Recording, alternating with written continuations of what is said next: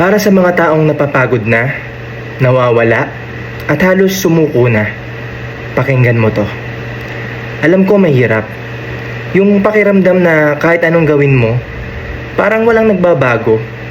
Yung tipong tahimik ka lang, pero sa loob mo, ang daming sigaw na walang nakakarinig. Pero gusto kong ipaalala sa'yo to. Hindi ka nag-iisa. May Diyos na nakamasid sa'yo kahit sa mga gabi na umiiyak ka na walang nakakaalam. Kahit sa mga araw na pilit mong ngumingiti kahit ang bigat ng mundo sa dibdib mo.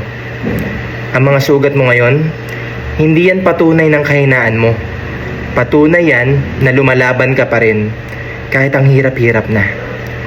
Kapag pakiramdam mo wala na nakakaintindi, tandaan mo, may mga taong nagmamahal sa'yo kahit tahimik lang sila.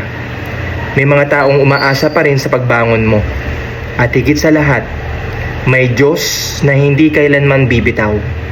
Kaya huminga ka muna, manalangin ka, ibigay mo lahat kay Lord, yung bigat, yung takot, pati yung mga tanong na hindi mo masabi kahit kanino. Dahil sa oras na yon, mararamdaman mo ulit na may liwanag pa rin kahit gaano kadilim, na may pag-asa pa rin kahit parang wala na, at nakaya mo pa rin dahil kasama mo si Lord.